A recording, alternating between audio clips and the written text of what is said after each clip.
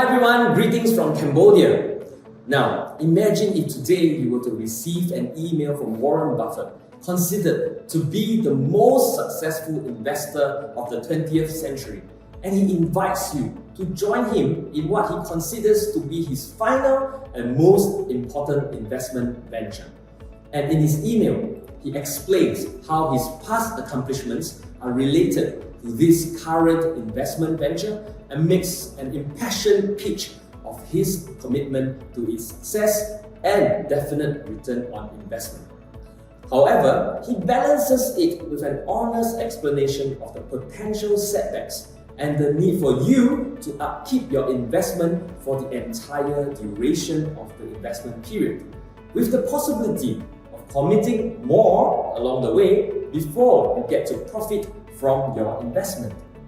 But he ends off by assuring you that given his vast wealth and connections, this venture will surely be successful and your reward will be great if you were to join him. What will be your reaction? Scam! In today's context, I'm sure if you were to receive an email like this, your first reaction will be to think, an invitation from someone so prominent for such a great venture to someone like me? That sounds too good to be true. Must be a scam. But what if it was not a scam? What if the most important person alive really invited you to join him in the most important venture on earth? How would you respond? And the truth is that you have been invited by such a person. You have been invited by Jesus Christ, Son of the living God, to join him on his global enterprise, a project that far outstrips any planet conservation initiatives mankind can think of, and an endeavor more exciting and that has far more lasting impact on mankind than any project trying to break new frontiers. You have been invited to be part of his salvation plan for the world, to preach the gospel to the ends of the earth as a testimony to the nations, and then the end will come. This invitation is to those of us who are justified because we believe in our hearts that God raised Jesus from the dead and are saved when we believe by faith and declare with our mouths that Jesus is Lord. Through you, he is extending his offer of life to every tribe, tongue, and nation. Missions is a term used to highlight the church's evangelistic efforts to reach the unreached and engage the unengaged.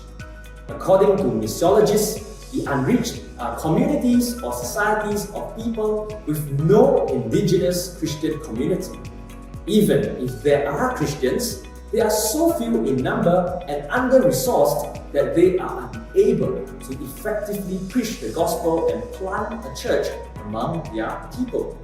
An unengaged people is one in which no known church planting effort is currently active. When Jesus gave the Great Commission to his closest disciples in Matthew chapter 28 to go and make disciples of all nations, that clarion call rang out from them more than 2,000 years ago to everyone who identifies as a follower of Jesus Christ today. That includes you and I. Now, that doesn't mean that every Christian is a missionary or called to be one. Now, some of you are breathing a sigh of relief right now. Or some are called to go beyond our cultural setting to preach the good news of Jesus Christ, like myself, Pastor Aaron, and our families.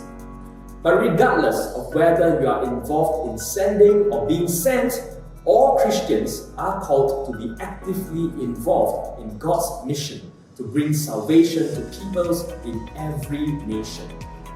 Missions is everyone's business, and we are all to purposefully participate in missions.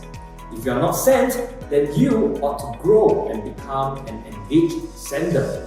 That means being someone who is actively evangelizing where you are at in Singapore and purposefully involved in the missions work of the church.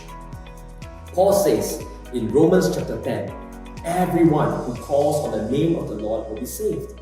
But how can they believe if they have not heard? And how can they hear if we don't collectively get involved in God's mission and go preach to them? Go for missions trips to reinforce the existing work we are doing.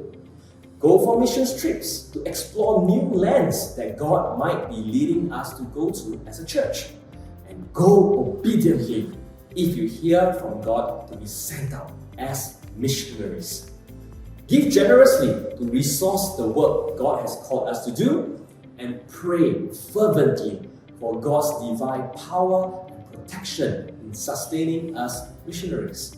And even reach out to us personally, to the missionaries, to show your support and encouragement regularly.